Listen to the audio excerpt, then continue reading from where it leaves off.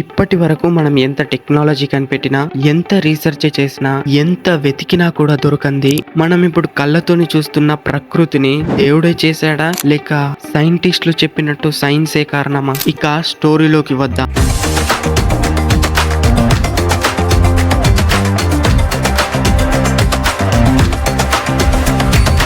100 సంవత్సరాల నుండి ఎంతో మంది సైంటిస్టులు అసలు భూమి మీద జీవం ఎలా ఏర్పడిందో తెలుసుకోవడానికి ప్రయత్నిస్తూనే ఉన్నారు. కానీ వాళ్ళకు కూడా ఈ ఆన్సర్ ఒక క్వశ్చన్ మార్క్ లాగానే మిగిలిపోతుంది. ఈ కొండలు, లోయలు, భూమి, సముద్రం, ఆకాశం, పక్షులు, జంతువులు, మనమందరం ఈ భూమి మీద ఉన్నామంటే దానికి కారణం ఏదై ఉంటుంది? ఏదో ఒక సూపర్ న్యాచురల్ పవర్ ఉండొచ్చుగా. ఒక వాటర్ బాటిల్ మన చేతిలోకి వస్తుందంటే దాన్ని ఎవరు తయారు చేస్తేనే కదా మన దగ్గరికి వచ్చేది.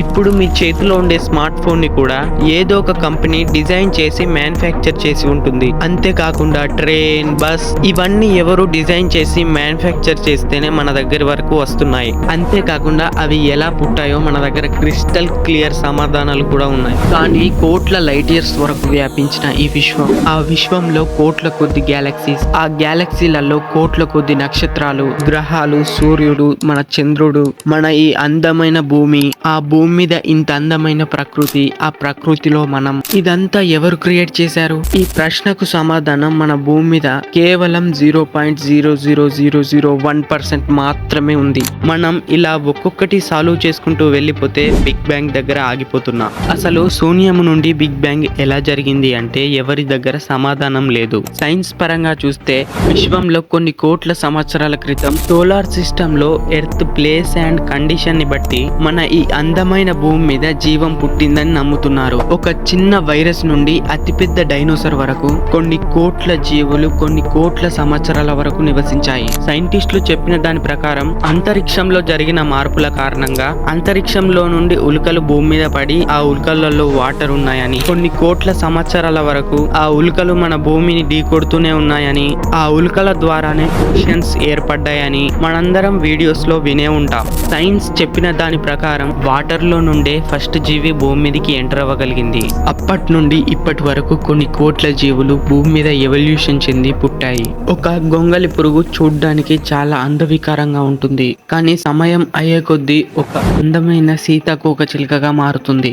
ఇది దేవుడు చేసిన ఖచ్చితమైన ప్రాసెసా లేక ర్యాండమా? ఈ ప్రాసెస్ మీద కొంతమంది సైంటిస్టులు రీసెర్చ్ చేసి ఇది ఖచ్చితంగా ర్యాండమ్ అయితే కాదు, దీని వెనుక ఎవరో క్రియేటర్ ఉన్నారు అని చెప్తున్నారు. ఈ నేచర్ ని స్టడీ చేస్తూ అబ్జర్వ్ చేస్తున్న సైంటిస్టులు అసలు ఈ భూమి మీద ప్రాణం ఉన్న ఒక జీవి ఎలా పుట్టింది, ఆ ప్రాణం ఉన్న జీవి ఎవల్యూషన్ చెంది ఇప్పుడున్న అడ్వాన్స్డ్ హోమోసోఫియన్స్ గా మనం ఎలా ఎవల్యూషన్ చెందాం.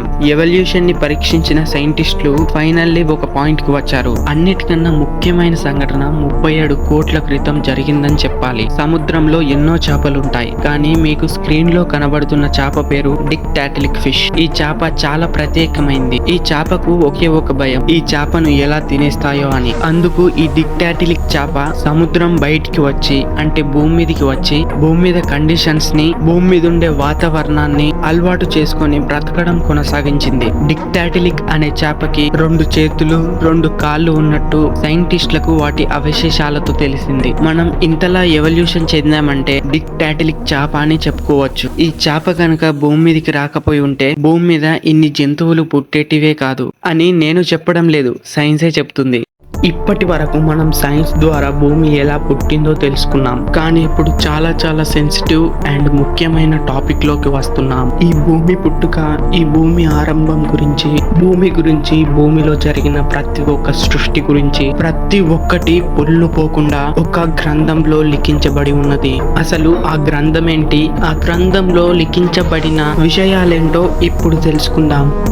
అతి పరిశుద్ధ బైబిల్ గ్రంథంలో భూమి గురించి, దాని యొక్క పునాదుల గురించి ఏమని ప్రస్తావించడం జరిగిందో ఇప్పుడు తెలుసుకుందాం. మన ఈ అందమైన భూమి దేవుని యొక్క చేతులతో చేయబడింది. ఈ మాటను మరింత బలపరచడానికి కీర్తనలు 95వ అధ్యాయము 5వ వచనం, ఆయన హస్తములు భూమిని నిర్మించెను.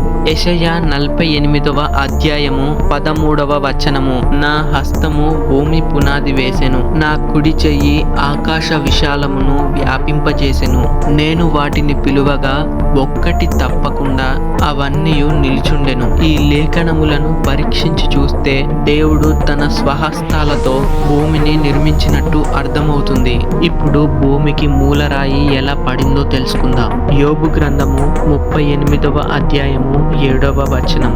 ఉదయ నక్షత్రములు ఏకముగా కూడి పాడినప్పుడు, దేవదూతలు ఆనందించి జయధ్వనులు చేసినప్పుడు దాని మూలరాతిని వేసినవాడు ఎవడు? ఈ లేఖనములను క్షుణ్ణంగా పరిశీలించి చూస్తే యోబుతో దేవుడు మాట్లాడుతున్న మాట, దాని మూలరాతిని వేసినవాడు ఎవడు? ఈ అధ్యాయాన్ని చదివినట్లయితే మనకు భూమి అని అర్థమవుతుంది. ఇప్పుడు మనకు భూమికి మూలరాయి ఎవరేశారో తెలిసే ఉంటుంది. దేవుడు మన భూమిని ఎప్పుడు చేశాడు? ఆది కాండము 1వ అధ్యాయము 1వ వచనము. ఆదియందు దేవుడు భూమి ఆకాశములను సృజించెను. ఇక్కడ మనం ఒకటి అబ్జర్వ్ చేసినట్లయితే ఆదియందు అంటే దేవుడు ఎవ్వరు లేనప్పుడు మన భూమిని సృజించినట్టు మనం చూడగలం. ఇప్పుడు మనం ఆది కాండం 2వ వచనం చూద్దాం. భూమి నిరాకారముగాను శూన్యముగాను ఉండెను, చీకటి అగాధ జలములపై కమ్మి ఉండెను, దేవుడి ఆత్మ జలములపై అల్లాడుచుండెను. ఈ లేఖనములను పరీక్షించి పరిశోధించిన తరువాత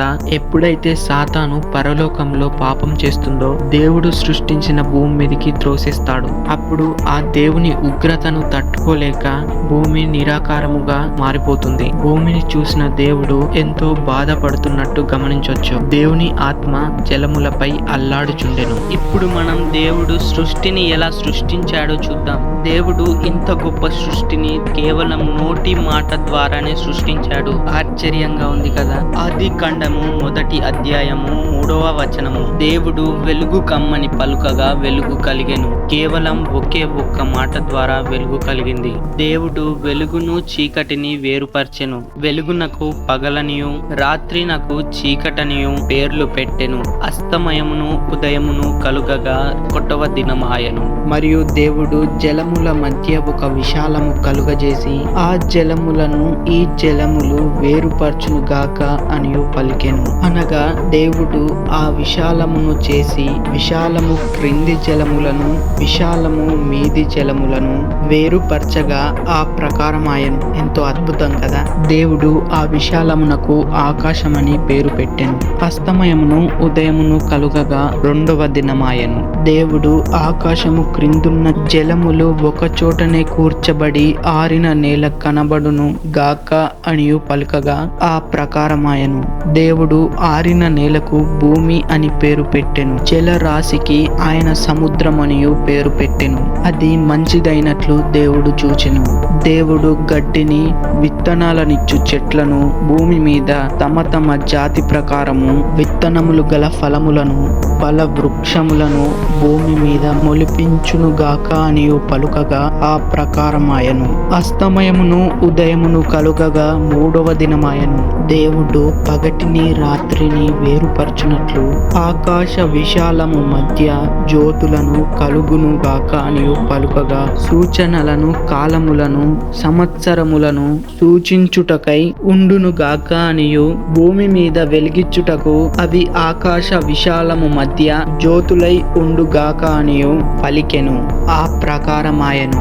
దేవుడు ఆ 2 గొప్ప జ్యోతులను అనగా పగటిని ఏలుటకు పెద్ద జ్యోతిని అనగా సూర్యుణ్ణి, రాత్రివేళ ఏలుటకు చంద్రుణ్ణి అనగా చిన్న జ్యోతిని మరియు నక్షత్రాలను దేవుడు సృజించెను. అస్తమయమును ఉదయమును కలుగగా 4వ దినమాయను.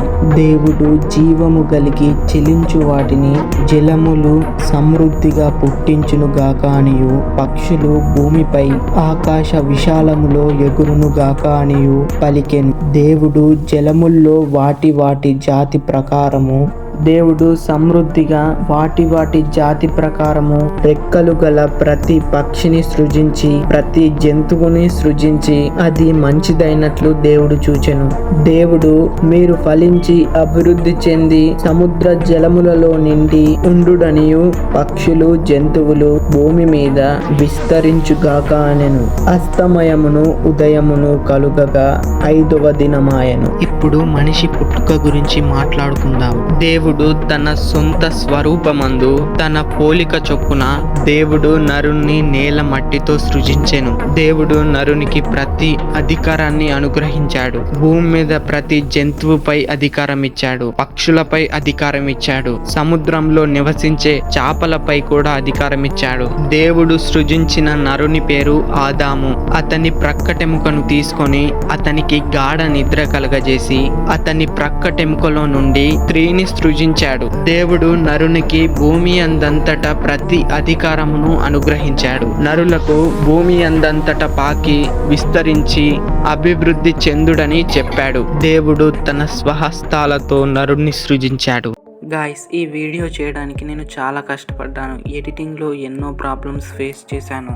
ఎడిటింగ్లో కొన్ని క్లిప్స్తో చాలా కష్టమైంది. కొన్ని క్లిప్స్ సరిగ్గా రాలేదు కూడా. ఇవన్నీ పక్కకు పెడితే ఈ వీడియో అయిపోయినాక సంతోషం చాలా ఉంది. కానీ ఒకే ఒక బాధ, ఈ వీడియో ఎంతమందికి రీచ్ అవుతుందో తెలియదు. ఒకవేళ రీచ్ అయి ఇది రికమెండ్ చేసినా కానీ వాళ్ళు లైక్ చేసి ఈ వీడియోని పూర్తిగా చూస్తారో కూడా తెలియదు. కాబట్టి నాదొక చిన్న రిక్వెస్ట్, ఎవరైతే మన ఛానల్ని సబ్స్క్రైబ్ చేయలేదో సబ్స్క్రైబ్ చేసుకొని కింద ఉన్న బెల్ ఐకాన్ని ఆన్లో పెట్టుకోండి. ఎవరైతే సబ్స్క్రైబ్ చేసుకున్నారో thank you so much. Like చేయడం మాత్రం అస్సలు మర్చిపోకండి. ఈ వీడియో ఇంకొంతమందికి రికమెండ్ అవుతుంది. అంతేకాకుండా బూస్ట్ అవుతుంది. మీరు చేసే ఒక్క లైక్ ద్వారా కొన్ని వేల మంది చూస్తారు. Thank you so much.